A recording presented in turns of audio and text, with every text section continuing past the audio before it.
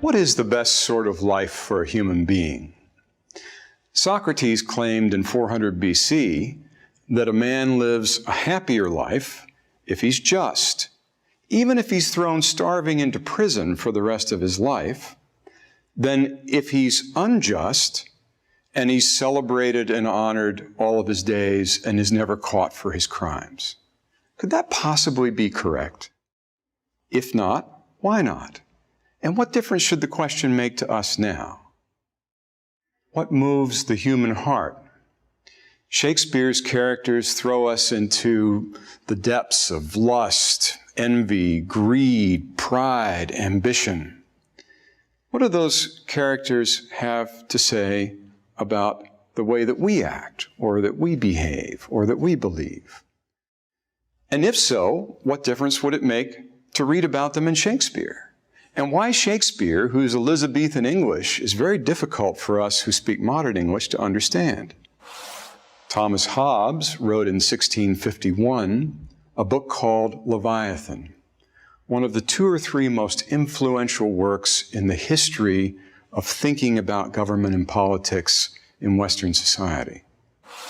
He was writing from the midst of a raging civil war, and he argued that unless we gave all the power, unless we surrendered all ultimate control to a legitimate king, that we would all rob and kill each other. Was he right about that? Is that the way things actually work? And is the question relevant to us today when we no longer believe in kings? Hello, my name is ßᵃᵃᵉ, and I'm the Dean of Undergraduate Admissions at Yale University. I lecture from time to time in the philosophy department at Yale, and my work in philosophy centers around ethics and also the history of the ideas that we've had about something we like to call human nature.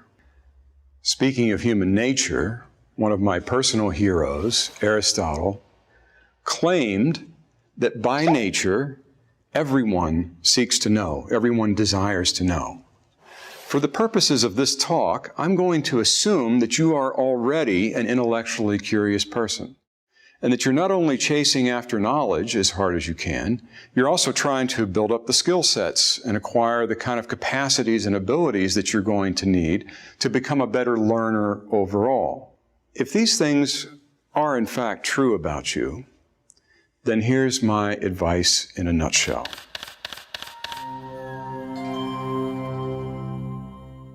Make a choice in college to read some old books, even a substantial number of old books. My argument will be that reading the right old books in the right way is better than reading only new books, much less using only new ways of learning that have nothing to do with books at all. But let's be careful about what I'm claiming and what I'm not claiming. I'm not claiming that you should read only old books, or that old books are better because they're old, or that you should never read any new books, or that new books are worthless. Only that you should read and learn how to read some old books. But which ones would those be? How do you learn how to read them in the right way? Why should you read them in college? And how could doing that change your life for the better? How is that going to make you smarter? And moreover, how's it going to make you wiser? The dialogues of Socrates, Aristotle's Ethics, Oedipus Rex, The City of God, Leviathan, Dante's Inferno, King Lear, Paradise Lost, War and Peace. There are a lot of these books. But why spend a significant amount of your time on books that by definition are outdated? Why not go after the books that bring everything up to date? Don't we know everything those people already knew and much, much more? So a little personal background here. I went off to university in 1971. No one in my family had ever graduated from college, much less a place like Yale. I'd never visited across the state line. I never had even been on an airplane before the one that swept me off to New Haven, Connecticut. Now, when I actually showed up at Yale, I applied in total ignorance and almost by accident to a special freshman year program called Directed Studies. So what is Directed Studies? In Directed Studies, you take 3 full-year courses in the history of Western thought, in philosophy, in literature, and in politics. You start with what the classic Greeks had to say, and then you roll forward with the centuries until you end up about a century behind where we are right now.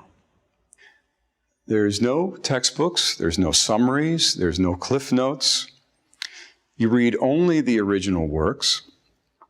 And it was both the single most difficult and the single most transforming educational experience that I've ever had. About 15 years ago, I came back to Yale after founding companies, managing organizations, and after earning a PhD in philosophy. And I'm having the opportunity there today to teach in this very same program that I took over 30 years ago. So I've gotten to know these classic works fairly well. I've become familiar with them. I've seen their effects on students. And I've had the chance to stack them up against my own life experience and stuff that I've read from lots of modern books. So here I am, ready to give you some good reasons to look into the classics yourself. Now, the first thing to point out is something that I think you already know. There are a lot of books out there, and you don't have much time. The Library of Congress has over 20 million volumes. That's the largest library in the world. That's not counting the journals, the publications. It's not counting the internet. It's not counting the blogs. It's not counting Wikipedia. It's not counting the entire Googleplex. Meanwhile, down here on the personal level, I'm 58 years old. I've been a pretty strong reader for about 40 years. Back home, I've got a personal library of about 2,000 books, volumes. And if you do the math, that's about 50 books times 40 years, about 50 books a year. It's about a book a week. I hope you can see the problem. My problem, which is also your problem, which is we ain't going to make it through the Library of Congress. Not only that, we're not going to get to 99.999% of everything that's ever been written. You know, Mahatma Gandhi said, "Live as though you'll die tomorrow, but learn as though you'll live forever." Gandhi was as aware as you and I are that we're not going to live forever. And of course, that means that you are going to have to be extremely picky about what you choose to read, even if you live according to Gandhi. You literally have no other choice. But now it seems I've only made my job harder because I've got to persuade you that with this precious time that you have for learning and study, which is dwindling all the time, that you're going to take some of it and devote it to things that are outdated. So let's focus on the principle of necessity. And that means the principle of having to make these difficult and time-consuming choices.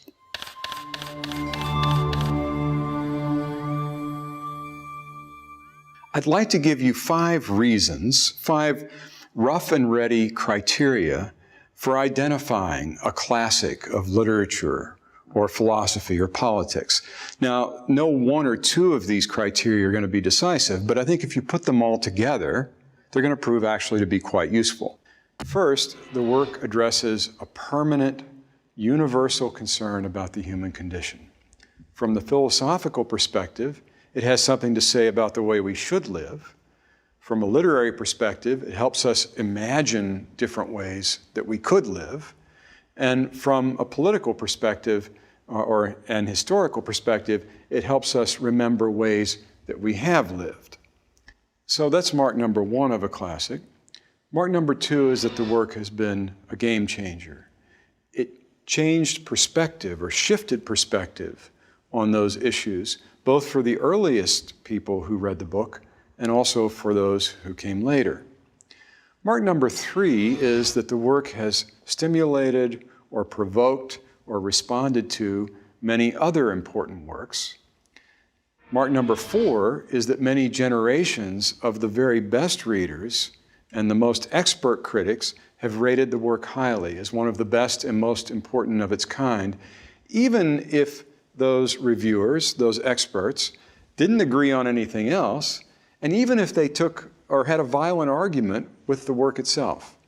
Mark number five is that the work usually does require a strenuous effort to both engage it and understand it, but rewards that great effort in multiple ways and very highly.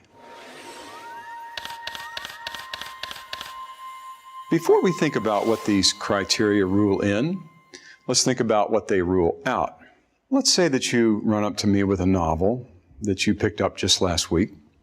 You wave it in the air and you say, "Professor Brenzel, I've got a great book here for you. It's an instant classic, even better than Moby Dick, maybe even better than Moby Dick." What am I likely to respond? Well, it may be in fact very good. And your recommendation may persuade me to read it, particularly if I have a high opinion of you as an expert reader. Your new favorite book may in fact become a classic someday. But it hasn't changed the game as yet for other writers and readers. It hasn't provoked or influenced lots of other works. How could it? You don't know how experts and other readers are going to evaluate it over time. You're not even sure how you're going to see the book over time. But let's remember the critical problem that we all have. Way too many books and not nearly enough time. So where are you likely to get the biggest bang for your reading dollar and for your reading hour? Something published last week, or something that stood the centuries of tests by tough readers and that has in fact spawned a great deal of what you'll be reading today? So I'm sort of defining a classic as an old book. It's been through generations of readers, big game-changing ideas, and something that you can expect to find to be a considerable challenge to tackle. So let's flesh it out with just a few examples before we talk about what good it's going to do you to read such a book in a college course.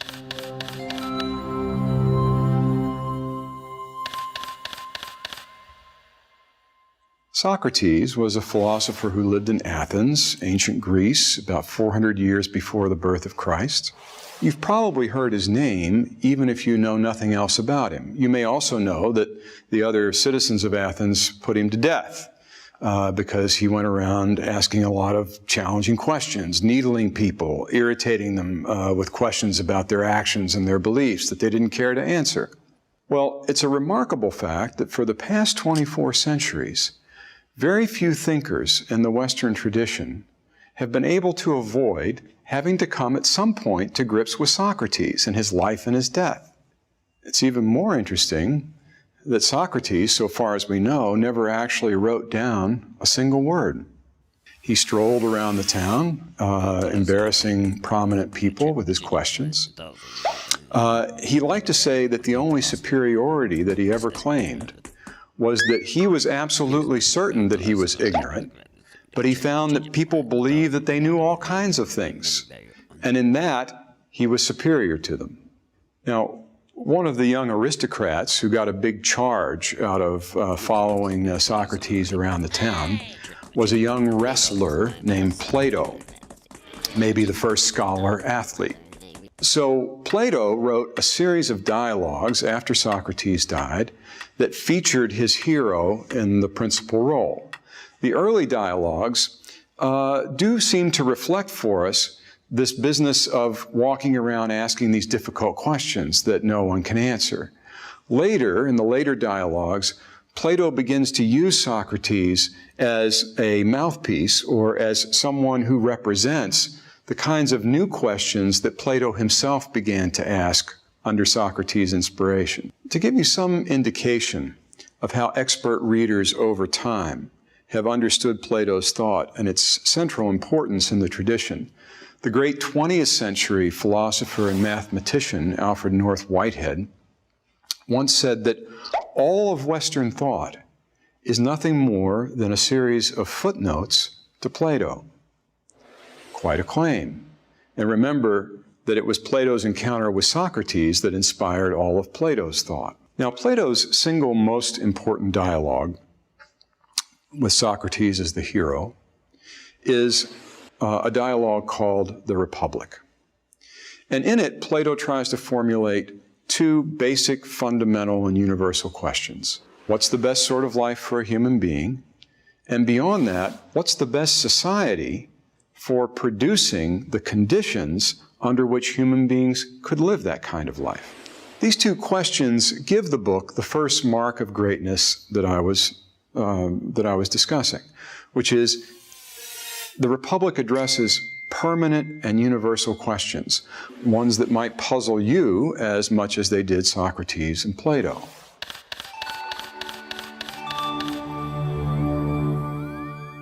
The book opens with a really terrific argument about justice, whether it's the just or the unjust person who gets the better of it in life. Socrates confronts a very sarcastic and very aggressive young man named Thrasymachus, who attacks the common notion that justice is a virtue. Listen then, says Thrasymachus, I proclaim that might is right, and that justice, as you call it, is whatever happens to be in the interest of the stronger.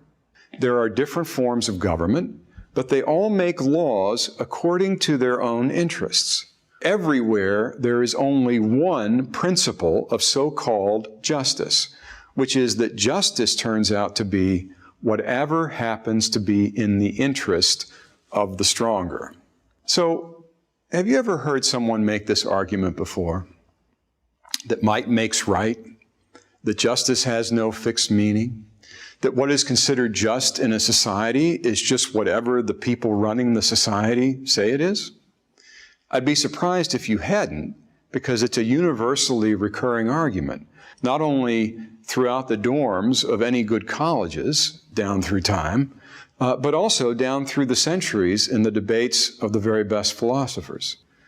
Now, I can't do justice in this short talk to even this relatively simple opening framing argument of the Republic between Thrasymachus and Socrates.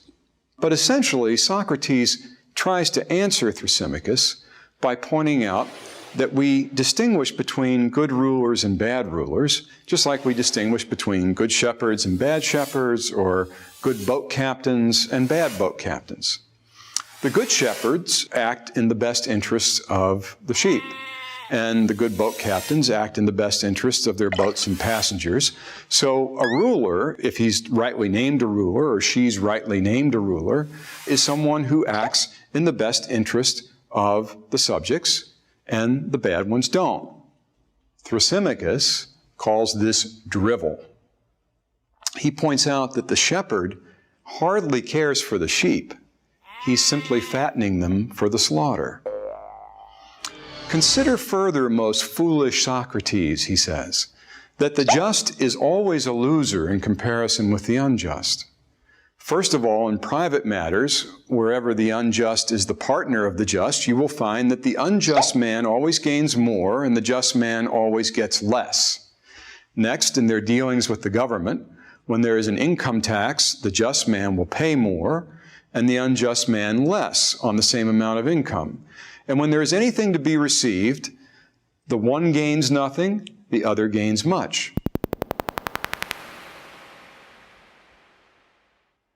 By this standard, Thrasymachus goes on to say, the best life is actually the one to be had by the absolute tyrant, who can take anything that he wishes by force and make everyone else pay honor and obedience.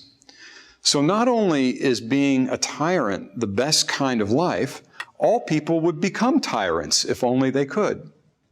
Now Socrates at this point knocks Thrasymachus down with some verbal and logical tricks that I'm not going to take you through in this talk. And outwitted, Thrasymachus stalks off from the conversation, not to return. The young friends of Socrates are not satisfied with this outcome, and they take up the core question, but in a much harder form. They ask Socrates to prove to them that the just person is always happier and always has a better life than the unjust person, no matter how poor, deprived, disgraced, or reviled the just man might be, and no matter how wealthy, honored, and completely unharmed an unjust man might be. So the rest of the Republic is Plato's attempt to answer this question along with a number of other questions. In the course of it, he draws a surprisingly compelling picture of human psychology. He speculates on the nature of knowledge. He presents a proposal for the ideal state, and he polishes it all off with a theory about enlightenment and about the ultimate nature of reality. Along the way, he speculates about the relations between men and women, how to raise and educate children to be good citizens, and the right way for human beings to investigate questions of all kinds. Now, Plato himself had a brilliant student named Aristotle, who, for my money, actually surpassed Plato in a number of different ways, but was certainly heavily influenced by Plato. So let me just give you a very quick notion of how things play out in the history of thought for Plato's and Aristotle's thinking, and in fact, for your own.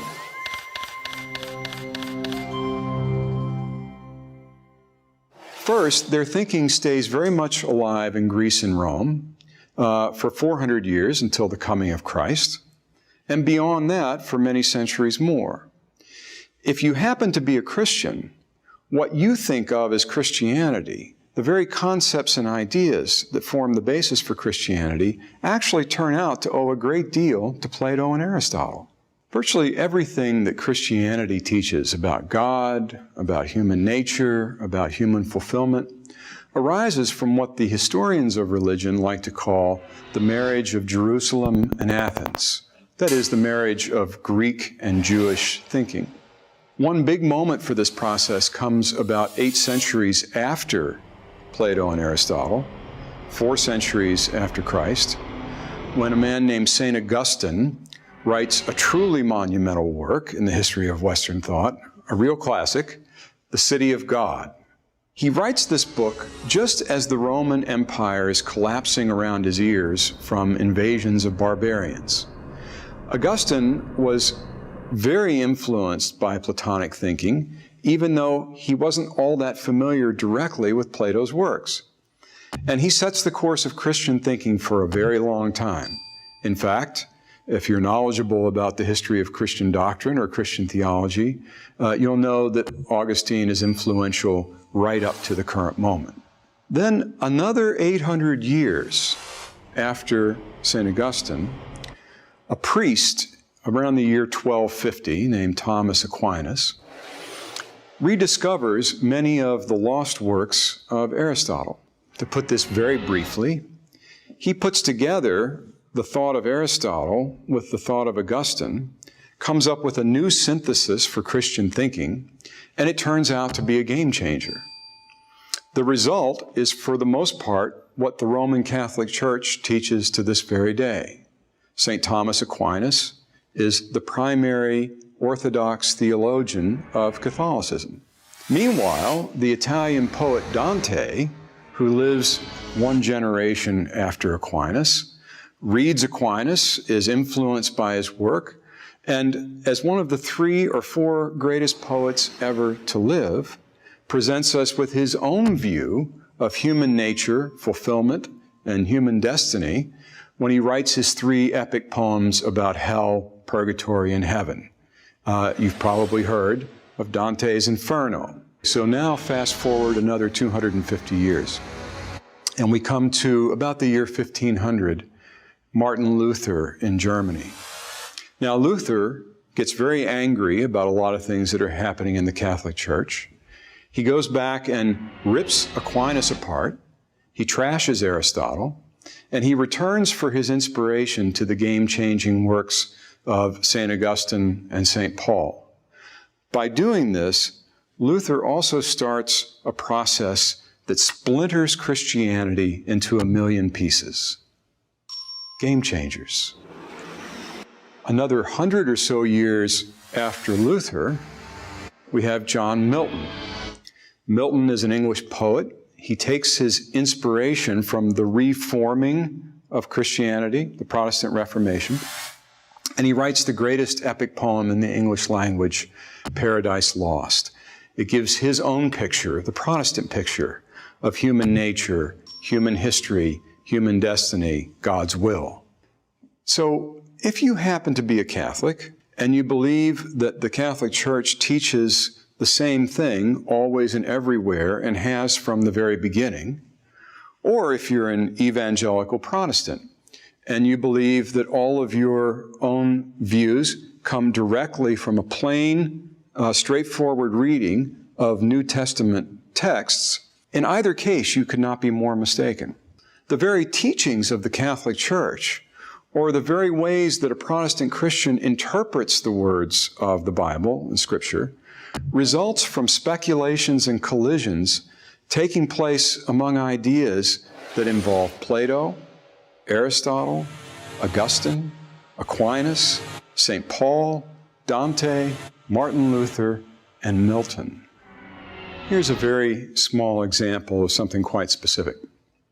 Many Christians believe that Satan, the devil, was once a great archangel, in fact, that he was the highest of all the angels, and that his name was Lucifer, and that he rebelled against God in heaven before the creation of the entire world. Later, he successfully tempted our first parents, Adam and Eve, to eat an apple in the Garden of Eden. There is actually remarkably little in the Hebrew Scriptures about Satan, and what's there does not happen to include these beliefs. Satan, as we imagine him, is actually a much later invention, and he's not thought of as either a fallen angel or even fully identified with the serpent in the garden who tempted Adam and Eve to taste the fruit until 4 centuries after the life of Christ. Augustine has a lot to do with who Satan becomes. And the picture that you yourself may have in your mind of a rebel angel, a war in heaven between the good angels and the bad angels, well, that's something that John Milton imagined for us when he published Paradise Lost in 1667.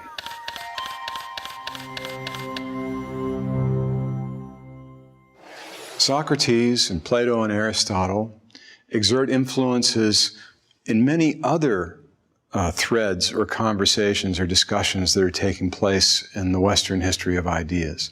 For instance, the encounter with Socrates enters very strongly into Søren Kierkegaard's work in the 19th century. Kierkegaard's the godfather of existentialism. Ultimately, Kierkegaard produces all these other philosophers like Heidegger and Sartre. Socrates also provoked and gave shape in an encounter, a philosophical encounter, gave shape to Friedrich Nietzsche's thought, also in the 19th century, as Nietzsche actually seeks to try to undo what he considers to be the disaster that Socrates has bequeathed to Western civilization. So you simply cannot study the history of Western thought without running into Plato and Socrates just around about every corner. You can't read a thinker who hasn't been influenced himself or herself by these ideas in some way, as well as the way that they actually pose the original questions. What's the best sort of life for a human being? And what's the best kind of society in which that sort of life can be lived? So the Republic is still what I would call a living book. It still fuels encounters. It still provokes us, provokes students in my classroom, I think just as much as Socrates provoked them in the streets of ancient Greece. It has something to teach us. It has something to connect us very deeply to the ideas of many others. It's something that's made our society, in some very deep respects, what it is. You might say that Plato and his inspiration, Socrates, are the opposite of outdated thinkers.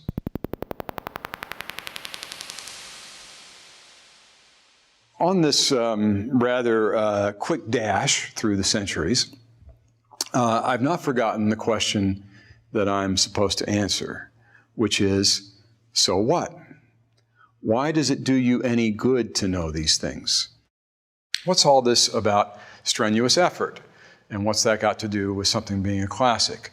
Aren't there any classics that are easy to read?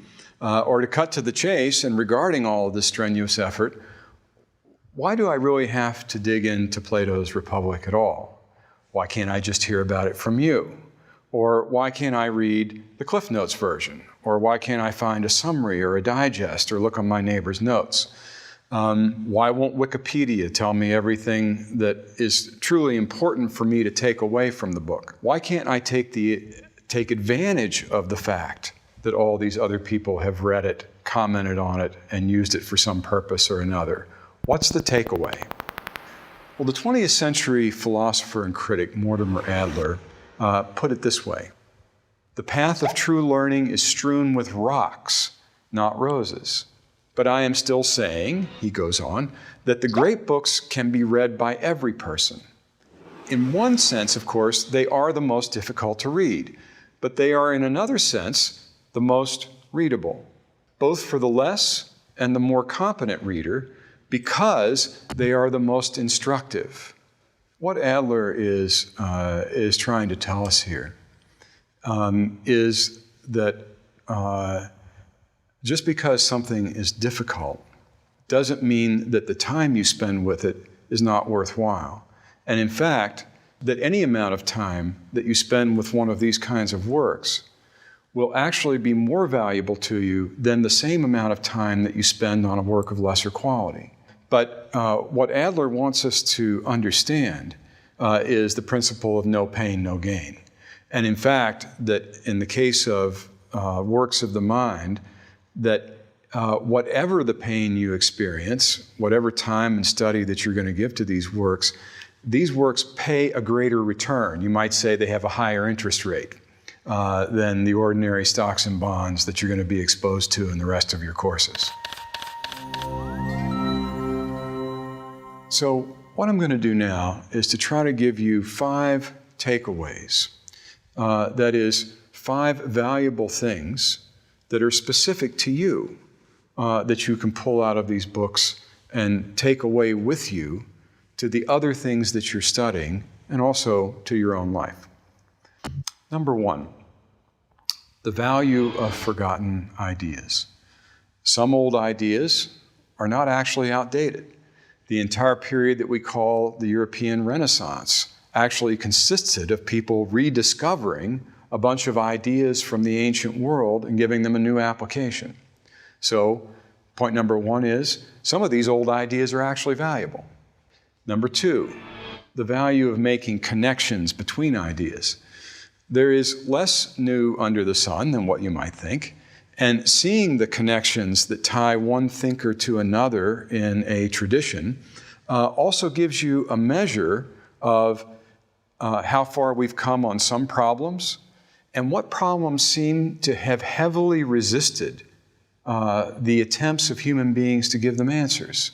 The one that we've been considering from time to time through the course of this talk is one of those. What's the best sort of life for a human being? This is a question that you'll be asking yourself as you try to figure out things like, where am I going to get a job? Where am I going to live? Who am I going to marry? How am I going to raise my children? These are questions that are permanent aspects of the human condition. You're also going to discover that this is not the kind of question in which science has suddenly delivered a fantastic new answer. People have been asking and answering this question for a long time, and looking at some old thinkers can help you see the connections between the ways people originally asked these questions and the way we do, but also give you a perspective on what's been solved, which in some of these cases is very little, and what remains for you to consider and actually determine by the way that you live your own life. The third thing is that great books of the past are going to engage you with a number of great minds who don't share any of your assumptions, just as we were talking about with Plato. It's a different culture, a different morality, a different religion, a different politics. Call this the value of strangeness, which is not only an additional perspective on what you believe, but I'm going to claim is also a primary source of human creativity. The fourth value is, quite frankly, the value of building up your intellectual muscle power. You don't get to be a better wrestler by wrestling all the little kids in your neighborhood and beating them up and sending them home crying. If you're going to be a better wrestler, you're going to have to get your own nose bloody by going up against people who are bigger and stronger and better than you are. So finally, 5, there is the value of forming better judgments. Once you've encountered with the best of all time and wrestled them to the ground, you're going to be much better positioned to make your own good, discerning judgments about where to spend your precious time, without having past generations of experts to do the reading, you might say, ahead of you and post the signs, without knowing how a book is going to influence other books, and without yourself being able to figure what the views are going to be of this book in the future. You will be able to tell junk from gold, trash from something that's worthwhile. Why? Because you'll know when you're actually up against a real mind. You will have experienced the best that we know.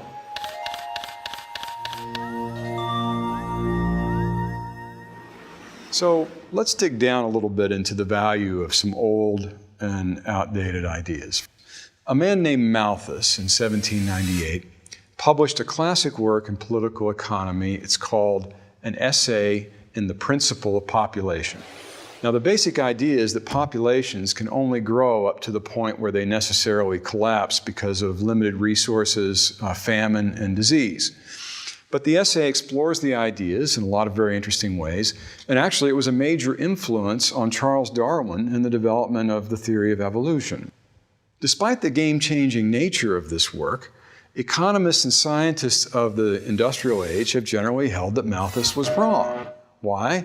Because he predicted we were all going to die back in the 18th century.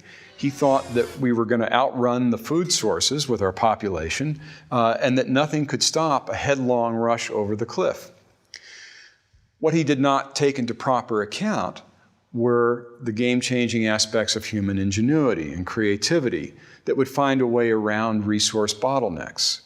Now, during the oil shocks of the 1970s, and if you go back and look for this, you'll see that the ideas of Malthus came very much back into view. Why? Because people were seeing resources begin to run out. The world's population had doubled over a period of about 30 to 60 years, and it was going to be set to double again. So Thomas Malthus and his ideas about what happens when you increase the population past the carrying load came around for more currency. Today, if you Google the name Malthus, you're going to get over 3 million hits on the internet. His fundamental ideas are once again at the center of debates about peak oil, environmental damage, global population, the prospects for global catastrophe. Malthusian ideas are everywhere, and his work is being invoked as people wonder if the world is about to prove Malthus right in the end.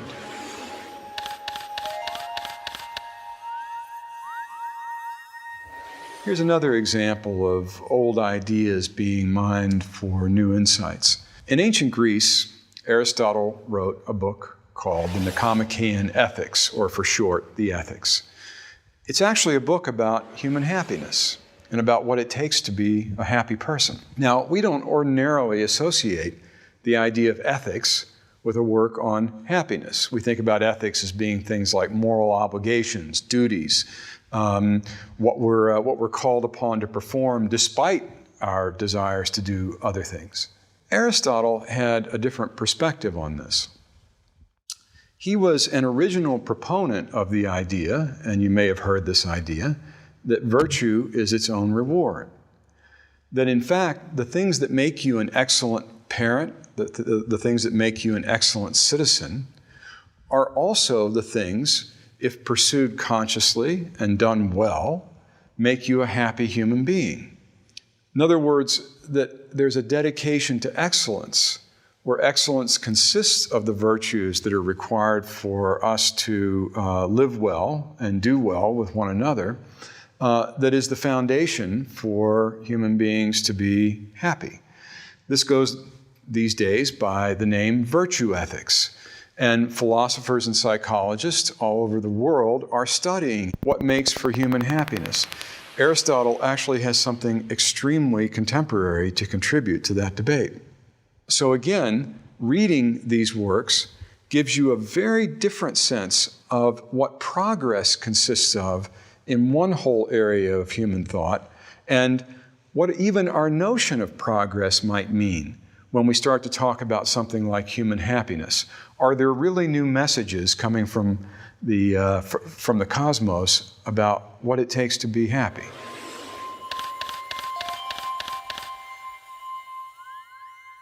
My third value or takeaway involved what I call the value of strangeness. Now, this one's a little harder to explain, so let me use an analogy. You've probably traveled.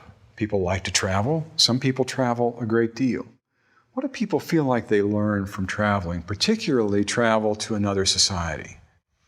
One of the things that good travelers, people who have done this well and spent enough time in a foreign society to really learn something about it, they generally say that they're struck by the ways that that society is different from our own, and they're struck by the different kinds of answers that people give to questions that we suddenly discover we've made a lot of assumptions about. That is, we've made an assumption about our lifestyle, or an assumption about what people want out of life, or an assumption about how people are going to get those things that actually isn't operating in this other society at all. And of course, it might make us stop and think, is our way of doing this actually the best way of doing it? Might I pick up some ideas from this other place? Well, great books can have some of this same effect through the value of strangeness.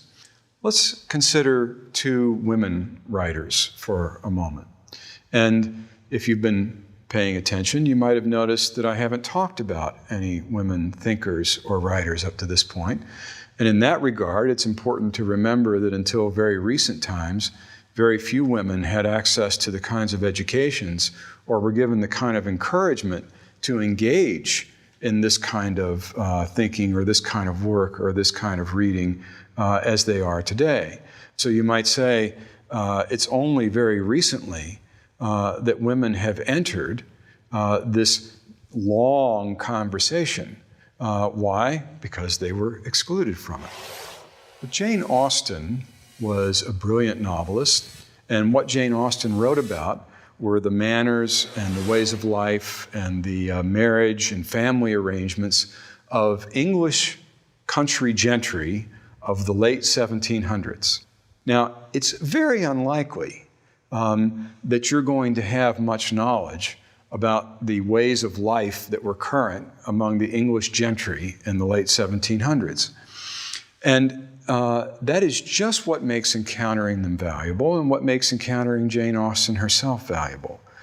For she knows this world and these people inside and out. And she's an exceptional, clever, and devastating observer of the human heart.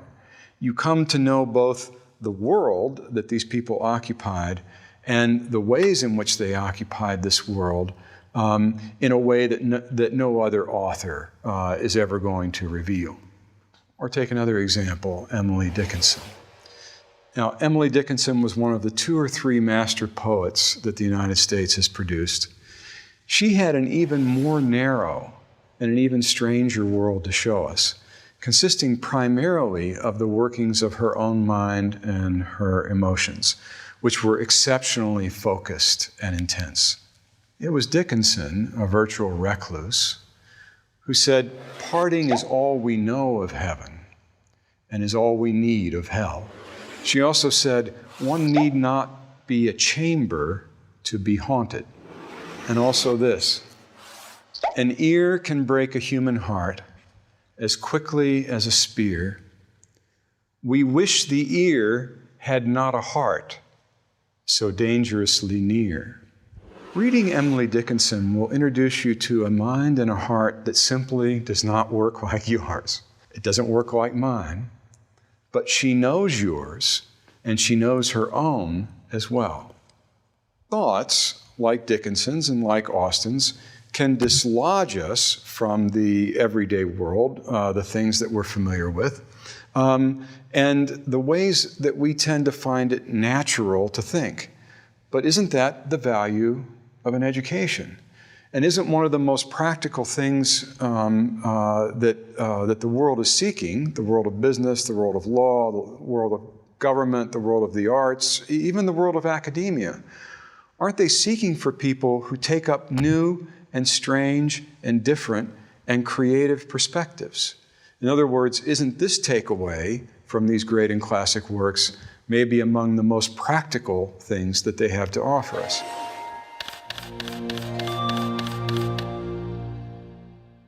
My fourth value involved building your muscles and your reading skills and the ways that you're going to tackle increasingly difficult material. Now, I don't think this one requires illustration so much as it does a reminder. As we said, you don't get to the Olympics by training with weaklings. And these works have survived in part because they've been written by geniuses. That is, we know that these are minds worth wrestling with because so many have. The good news is that does not mean that you have to be a genius to understand them. Thank God, or I wouldn't have made it very far myself. You have heard the saying, she got to where she is by standing on the shoulders of giants. So here are the giants.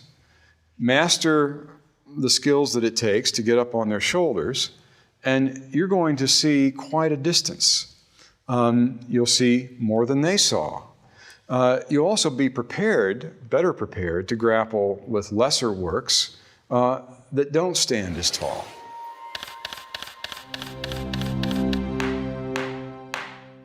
So for the fifth value, I said that to the extent that you encounter and engage classic works successfully, you'd be a better judge of modern works. And my example here has to be Shakespeare. Now, many of the greatest critics and readers of world literature, including across cultures and across boundaries, have had the same basic view of Shakespeare, and that is, whatever his flaws, whatever the weaknesses, and whatever the strengths of other writers,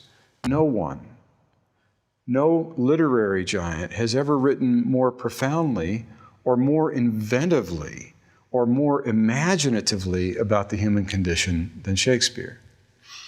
Harold Bloom, the great literary critic where I work and teach here at Yale, called one of his books on Shakespeare, The Invention of the Human.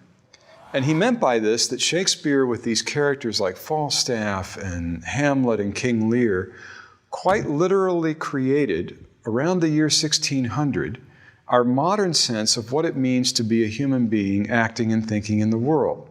Many of his hundreds of memorable characters, men and women, either vividly or unexpectedly respond to their life situations in ways that we couldn't predict or typecast, or they open up new perspectives on what truly motivates each of us. So once you have successfully engaged Shakespeare in his comedies and in his tragedies, you're going to very quickly sense in other writers whether or not they're capable of doing the same thing. And if they are, you're going to be drawn on to read them. And if they're not, you can safely set them aside because you've got a better standard against which to make your choices.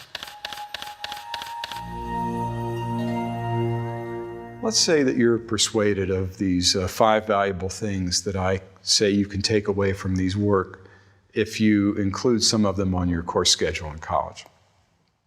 Could your life be better, personally, if you invited some of these authors into it? And how so? So think about it like this. I shared an experience a number of years ago when my son got involved, and I got involved as well, in the Boy Scouts. We hiked, we camped, we made friends. We had lots of families in the troop, lots of other adults on the trips. it was all fine. It was wonderful. But then we came to a point in the development of these young men and their skills where we were prepared to introduce them to something more adventurous. And we planned a 2-week wilderness expedition, something that we hadn't come close to doing with these young men before. I was very excited. It was something that I had done, and I wanted my son to have the same experience as I had had. So let me get this straight, he said. We'll have to carry twice the weight on our backs that we ever have before, including the food. The food's going to be pretty bad. We're going to have to purify every single drop of water we drink. We'll have to figure out our own trail. It's going to be in rugged mountains. We'll probably spend some time getting lost. What exactly am I going to get out of this that I can't get from the hiking and camping that we've already done, which I've liked perfectly fine, and which we did without all this pain and hassle? Smart boy, good questions. So I finally said, I don't think I can really tell you what you're going to get out of this. You have to experience it for yourself, and then you'll know. So I guess I'm just asking you to trust me on this. So my son Paul certainly had some skeptical company among the other scouts in the troop. And sure enough, a few days into this expedition, things began to deteriorate. We had some lousy weather, there's blisters, people are hungry, the boys are ragging on each other, no one's really getting along, and my son is looking at me with those all-knowing eyes of a 16-year-old. But then the boys started to toughen up, the weather cleared, we got higher up in the mountains. They started to rely on each other more. They figured out how to break camp efficiently. And so one day we get to a really terrific climb during which there was a fair amount of complaining. It was a brutal effort. And when we emerged from the tree line, we're on top of the highest peak in the region. We were exhilarated. The boys were exhilarated. And my son came over to me and he said, "Hey, Dad." I said, "What?" He said, "This is fantastic." I said, "I know." And he said, "I just want you to know I get it." And I said, "What do you mean?" And he said, "This is by far the most fantastic thing that we've ever done together." So what had we learned by virtue of taking a much more arduous, a much more difficult journey than we had taken up to that point in our scouting experience? Well, he's now got an experience of the outdoors that's given him a permanent interest that he can pursue in life. And of course, there was also the element of the experience that revolved around the connection that he and I made together by virtue of having the experience together. So remember what Adler said. In one sense, of course, the great books are the most difficult to read, but they are, in another sense, the most readable, both for the less and the more competent, because they are the most instructive. And that's the key word. Obviously, I do not mean, says Adler, most readable in the sense of with the least effort, even for the expert. I mean that these books reward every degree of effort and ability to the maximum. So here's something else to think about, and it's something that Adler has to say, and it goes beyond the 5 takeaways that I gave you for things of value that you can derive from these books.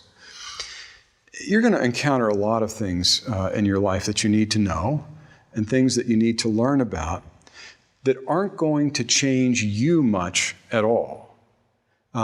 You've learned many of these things already. You learned how to drive a car, but that didn't change who you were as a human being.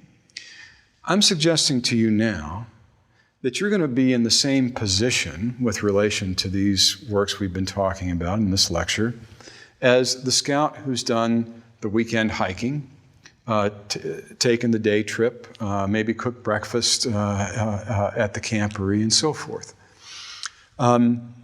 Remember how I said at the beginning that Aristotle said it's our nature to want to know things.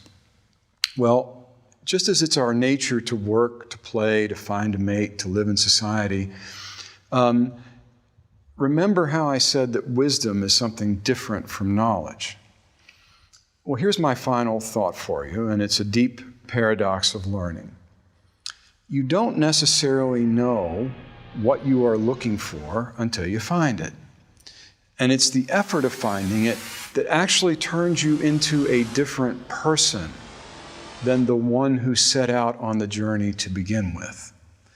And that's why reading these great works is very similar, in fact, to the experience that my son had of a wilderness expedition after never having attempted anything more than what you can get on the low-lying ground. So when you finally do achieve a radical new perspective, when it's not just a matter of taking in bits of information and knowledge, but it's a matter of changing how you put them together, and also it's a matter of changing who you are as a result, you will see a different value in these things, and for instance, these books, and you're also going to see yourself in a new light. So I give you the only answer that I really can, the best answer I know. Why read these books? It's the same answer I gave my son. You climb up into the mountains, you make your most strenuous effort, you give it everything you have, and what's your reward? It's the view. It's the view. Thank you very much.